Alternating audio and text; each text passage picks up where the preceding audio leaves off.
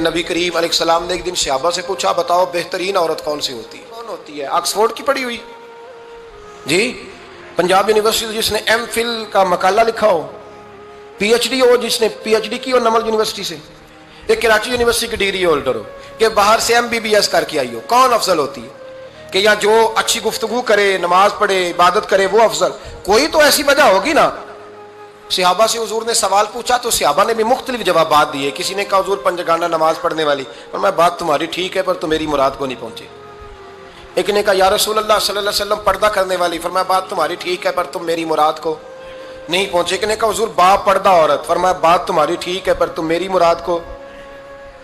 حضرت علی کہتے ہیں بیٹھا میں بھی تھا بیچ، لیکن میں بھی مراد کو سمجھ نہیں پا رہا تھا، حالانکہ شہر علم کے دروازے کا نام مولا علی ہے۔ فرماتے ہیں اس وقت اللہ کی حکمت تھی کہ جواب کوئی اور دے، تو حضرت علی کہتے ہیں قد بھی میرا چھوٹا تھا، بیٹھا بھی میں پیچھے تھا، تو تھوڑی گردن اور جھکا کے نا تو میں نکل گیا اور فاطمہ کے حجرے میں پہنچ گیا۔ تو میں نے کہا فاطمہ حضور نے ایک سوال پوچھا ہے تو صحابہ جواب دے رہے ہیں، پر حضور کہتے ہیں تم میری مراد کو نہیں پہنچے، ذرا جلدی سے جواب نہیں دیتی؟ تو خاتون جنت ہنس پڑی، فرمانے لگی میں جواب دوں؟ آپ کو بھی کہا ہاں دیں جواب کا کیا؟ فرمانے لگے بتاؤ سب سے بہترین عورت دنیا کی کون سی، سب سے بہترین؟ تو جناب فاطمہ کہنے لگی سادہ سا جواب تھا، آپ لوگوں کو آیا کیوں نہیں؟ کہا چلو بتاؤ۔ تو جناب فاطمہ فرمانے لگی دنیا کی سب سے بہترین بی بی وہ ہے جس کو نہ کبھی غیر محرم نے دیکھا ہو، اور اگلے لفظوں پہ غور کرنا، نہ کبھی غیر محرم نے اسے دیکھا ہو اور نہ اس بی بی نے کبھی کو غیر محرم دیکھا ہو۔ یہ کوئی پردہ نہیں کہ بی بی کہتی ہے جناب میں تو چہرہ ڈھام کے نکلی تھی، باقی میں دکاندار سب سے بات چیت کر آئی، سب کے چہرے دیکھ آئی۔ حضرت فاطمہ نے بتایا کہ تیری آنکھوں کا بھی پردہ ہے، اور وہ روایت وہاں الگ موجود ہے کہ حضور نے حضرت عائشہ صدیقہ ام سلمہ سے کہا کہ عبداللہ ابن مکتوم نابینا ہے تو پردہ کرو۔